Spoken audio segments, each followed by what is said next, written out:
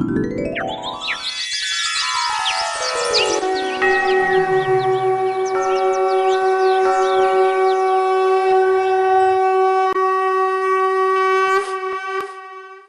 सनातन, जय श्री राम। दर्शकों, आपका स्वागत है सनातन टीवी में और कार्यक्रम वही आपका मनपसंद रिलैक्स लाइफ। माता जी, आपका स्वागत है सनातन टीवी में। नमो नारायण। दर्शकों, आज आपको उस पहलू को जो आप शायद जानना चाहते होंगे, क्या है वो विधि, क्या है वो कारण, किस वजह से हम हर वक्त तनाव में रहते हैं, किस तरह से व्यवहारिक तरीके से इससे निदान पाया जाए और पता ही ना चले कि कभी तनाव भी आया था। इन तमाम रीतियों से, विधियों से अभी आप रूबरू होंगे। तो सबसे पहले तो हम आपका वो परिचय कराते हैं माता जी का, जिसको जानने के लिए आप लालायित हैं। कुछ दर्शकों ने इसके लिए कई बार हमारे को फ़ोन भी किया है और अपने कई तरह से संदेश भेजे हैं, ईमेल के माध्यम से, फेसबुक के माध्यम से, कि हम लोग ये जानना चाहते हैं जो रिलैक्स लाइफ आपका कार्यक्रम है, माता जी इतना व्यवहारिक तरीके से ये ज्ञान कैसे दे पा रही हैं, उसमें माता जी का अपना बैकग्राउंड क्या है, पृष्ठभूमि क्या है। तो आज हम माता जी के जुबानी आपको कुछ जो हमारी रिसर्च टीम ने हमारे को उपलब्ध करवाई हुई है, उस सब के माध्यम से आपको हम रूबरू कराएंगे उस पहलू से कि आज जो इसने ही सात्विक कर्म को बहुत ही व्यवहारिक स्तर से सात्विकता के साथ जो रिलैक्स लाइफ जो महाकाल मानव सेवा की टीम कर रही है, किस तरह से कर पा रही है। माता जी, हमारे दर्शक जानना चाहते हैं कि किस तरह से आपके दिमाग में ये संकल्पना उत्पन्न हुई कि एक जो आपने आध्यात्मिक अनुष्ठानों के माध्यम से जो आपने रिद्धियाँ सिद्धियाँ पाई, उनको आपने व्यवहारिक स्तर पर ढाल दिया। ऐसा हुआ कि पहले आप जानते ही होंगे, हमने ज्योतिष शास्त्र का काफी ज्ञान रहा है। इससे पहले आपका एस्ट्रोलॉजी में बहुत बहुत ज्यादा नाम है, देश नहीं विदेश में भी बहुत जगह आपका। तो जितने भी लोग आते हैं सभी तनावग्रस्त, तो अब उनके मन में कई तरह के विचार होते हैं, जैसे कि माता जी हम ये घर में रख लें, या ये हम पहन लें, या ये हम पी लें, या ये हम खा लें, इससे हमारी दुख जो है दूर हो जाए। लेकिन दुख कहाँ दूर होता है, मन में जब आपकी बहुत सारी परिस्थितियां बैठी है, बहुत सारे क्वेश्चंस बैठे हुए हैं, तो क्या इससे आप रिलैक्स पा सकते हैं? नहीं पा सकते हैं। बोला गया है कर्मों प्रधानम। कर्मों प्रधानम का मतलब है आप कर्म तो कीजिए। अगर किसी चीज के घर में रख लेने से अगर आपको रिलैक्शन होती है, तब तो हर कोई हर घर में कुछ ना कुछ रख ले। अगर कुछ खा लेने से, किसी ने बताया कि 4 फल खा लो, खा लेने से अगर रिलैक्स मिल जाए तो हर कोई वो करने लगे। मेरा कहना है कि आप प्रैक्टिकल में अपने आप को रिलैक्स लाने की कोशिश कीजिए अपने आप में, ना कि ये सब आप दुविधा में पड़े।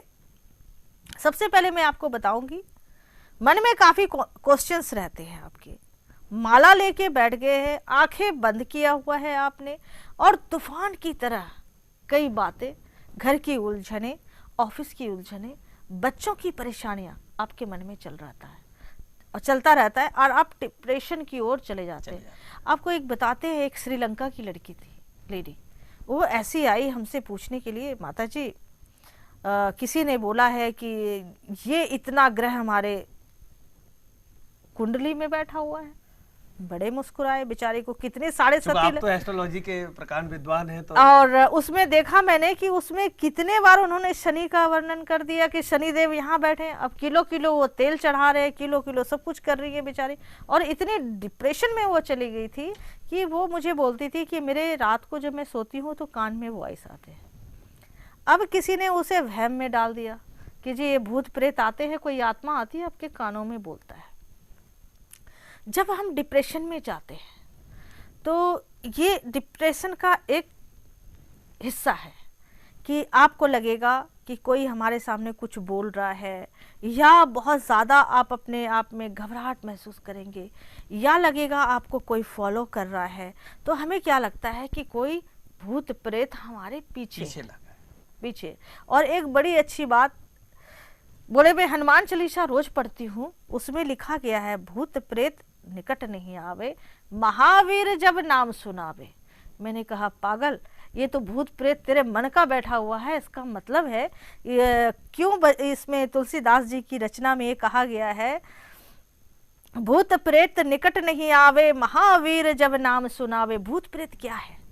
सोच, जो आपकी नेगेटिव एनर्जी आपके अंदर आप ला रहे हो, आपकी जो दूसरे के प्रति नेगेटिव एनर्जी, आप बहुत सोचते हैं, तो वही तो भूत प्रेत है।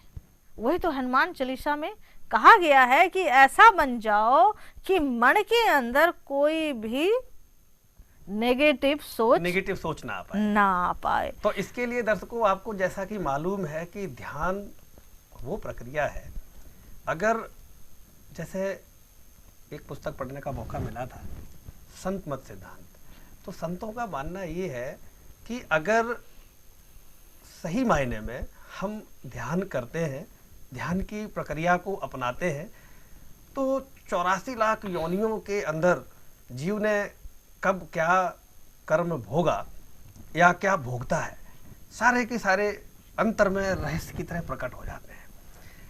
आप चूंकि एक प्रकार एस्ट्रोलॉजी के विद्वान हैं, आपका एस्ट्रोलॉजी में देश ही नहीं विदेश में भी, जो लंदन में तो खास तौर से आपने इसका मुख्य कार्य अपना बना रखा है कार्यालय, वहाँ से आपका जो ऑपरेट होता है ये सिस्टम, तो उसके भी आप एक प्रकार विद्वान है कि वो जो विधा है संतों की, आप एक संत भी हैं।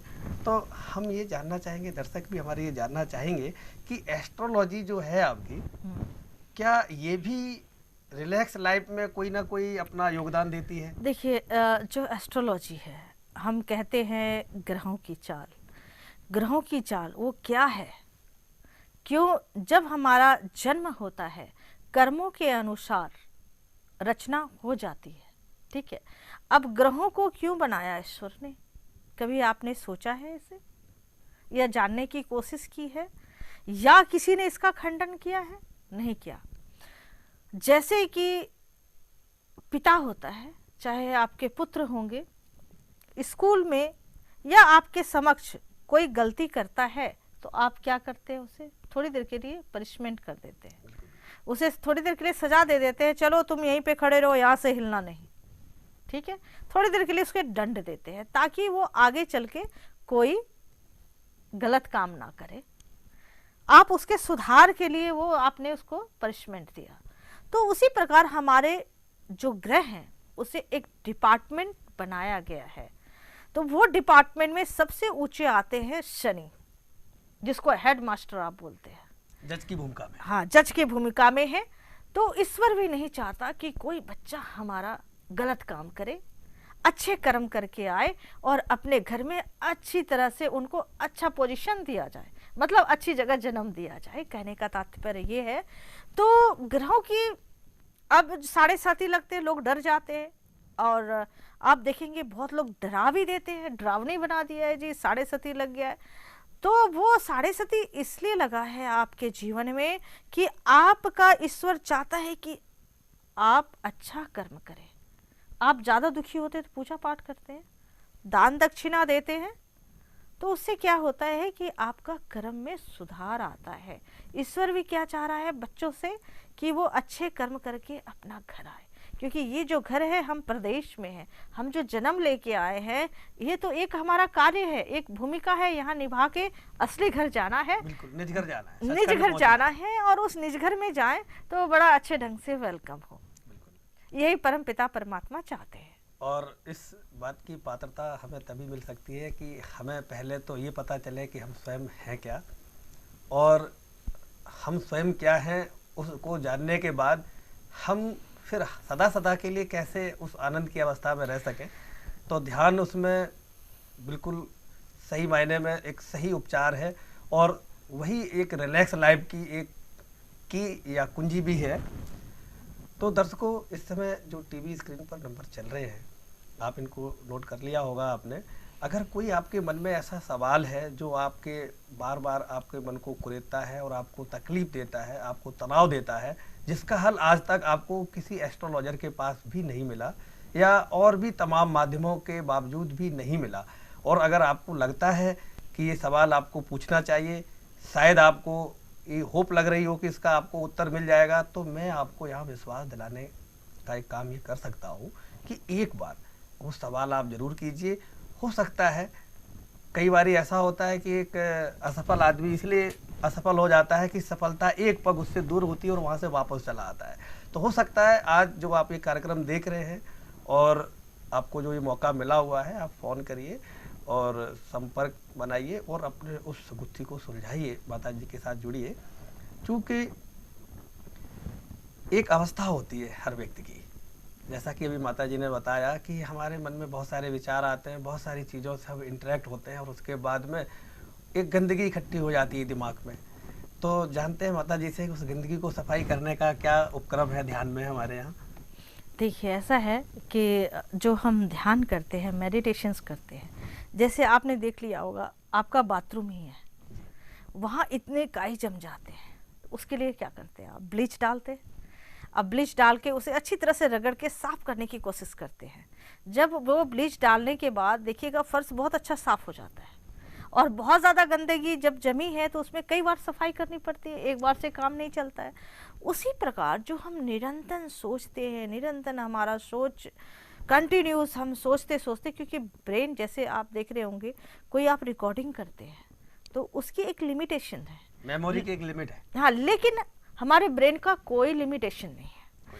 वो लिमिटेशन पार कर जाता है कि हम सोचते सोचते, और वो सब आपके मेमोरी में रहता है।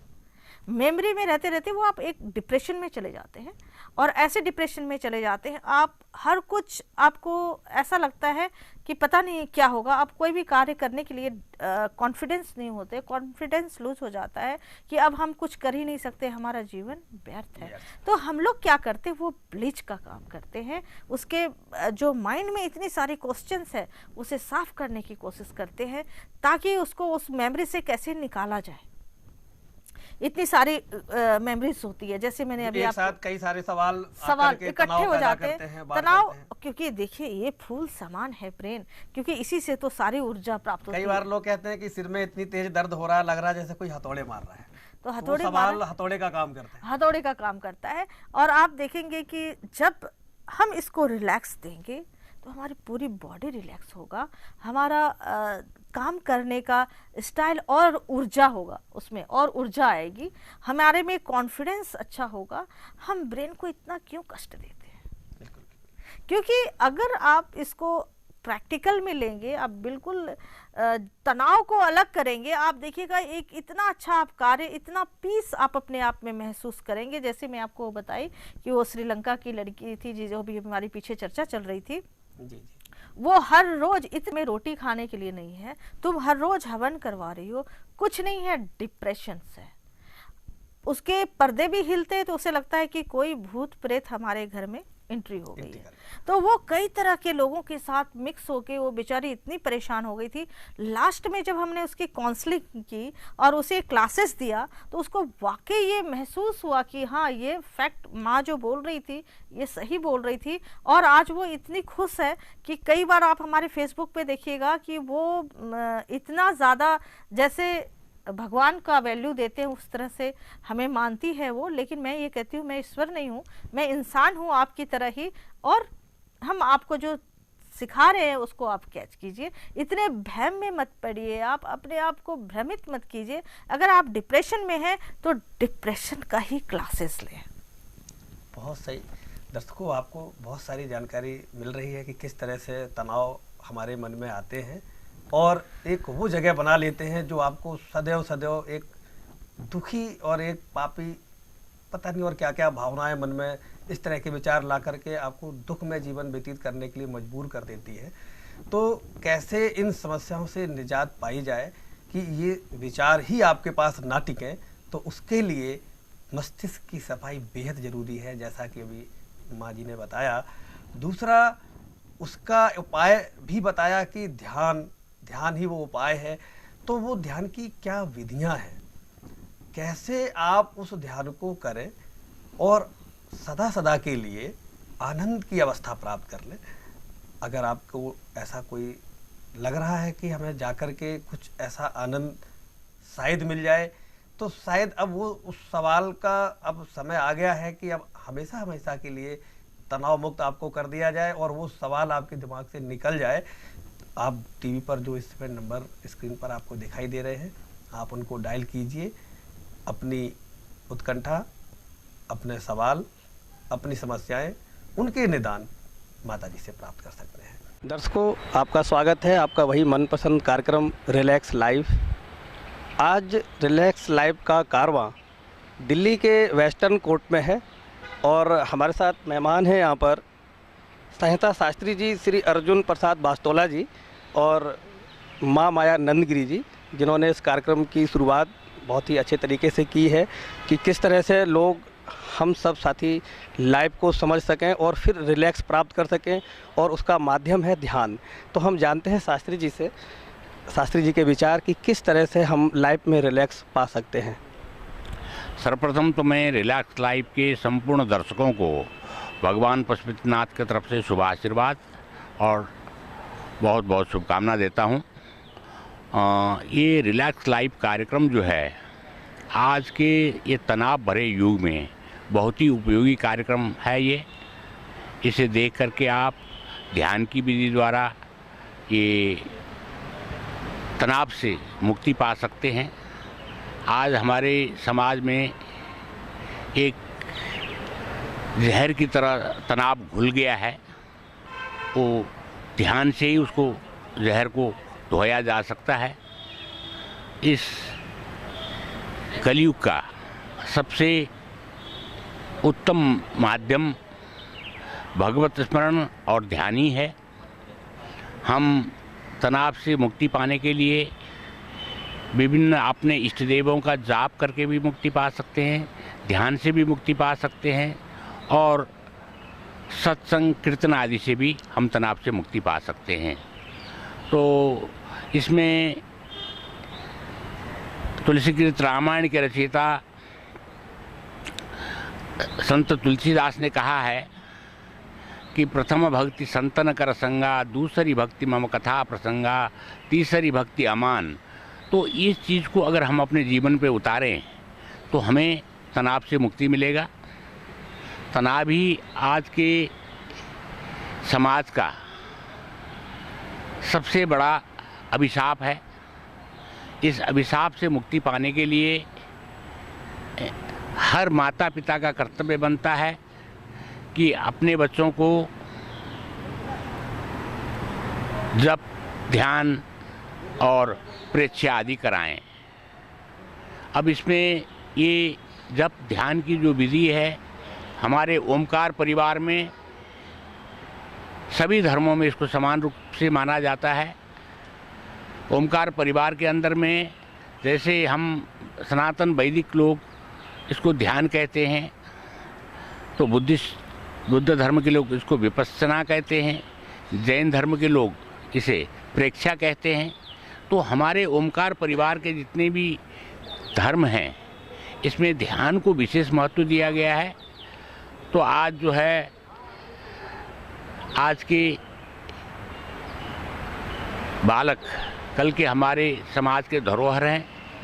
अगर ध्यान के द्वारा उनकी मन स्थिति स्थिर रहे तो देश भी स्थिर रहेगा, देश की सुरक्षा स्थिर रहेगी और समाज भी उन्नति करेगा। जैसा कि हमें मालूम है, अभी आपसे बात हो रही थी कि आप विश्व शांति दूत भी हैं विश्व धर्म संसद के, और विश्व हिंदू महासंघ के भी आप राष्ट्रीय अध्यक्ष हैं, तो अंतर्राष्ट्रीय अध्यक्ष हैं। तो मैं ये जानना चाहूँगा, जैसे आपका ओमकार परिवार है, पशुपतिनाथ है, वहाँ पर भोलेनाथ की, शिव शंभू की और त्रिलोकीनाथ की एक अनुपम छटा, अनुपम महिमा है, और वहाँ भी एक ध्यान की प्रक्रिया होती है। तो रिलैक्स लाइफ की जो एक प्रक्रिया माँ माया जी ने जो भी शुरू की है यहाँ पर, तो उसमें आपको वो जो ध्यान की जो प्रक्रियाएँ हैं, उसमें क्या आप संदेश देना चाहेंगे इस कार्यक्रम को, रिलैक्स लाइफ के जो भी दर्शक हैं हमारे, कि किस तरह से आगे उस ध्यान की प्रक्रिया को बढ़ना है, और जो माता जी ने जो ये क्रिया शुरू की हुई है यहाँ पर, जो विधियाँ जो बता रही हैं, कितनी कारगर साबित होंगी उन हमारे दर्शकों के लिए जो इस कार्यक्रम को देखेंगे और देख करके उस ध्यान की प्रक्रिया को अपनाएंगे। और शुभकामना भी दे दी। और ये ध्यान जो है, ध्यान एक मस्तिष्क को अपने स्थिर करने का और जो मस्तिष्क में चलने वाला चित्त विचार को मनोउद्वेग में जाने से रोकने का एक बहुत बड़ा माध्यम है। आज जो चित्त बयार के कारण कई लोगों में मनोउद्वेग पैदा होता है, जिससे आत्महत्या इत्यादि कार्य होते हैं। और मनोउद्वेग जैसे आंधी है, जैसे आंधी आने पे वृक्ष के शाखाएं टूट जाती, वृक्ष गिर जाता है, इसी तरह से जो है आदमी अपराध करता है। और ये चित्त बयार को स्थिर करके, मन को शांत करके मस्तिष्क का विकास किया जा सकता है। हमारे वेदों में इसके कई उदाहरण हैं। सर्वप्रथम योग की शुरुआत सनत सनंदन ने की थी, जो ब्रह्मा के मानस पुत्र थे। पातंजलि तो बहुत बाद में आए। उन्होंने सनत सनंदन ने 16 पटल योग का विस्तार से वर्णन किया है।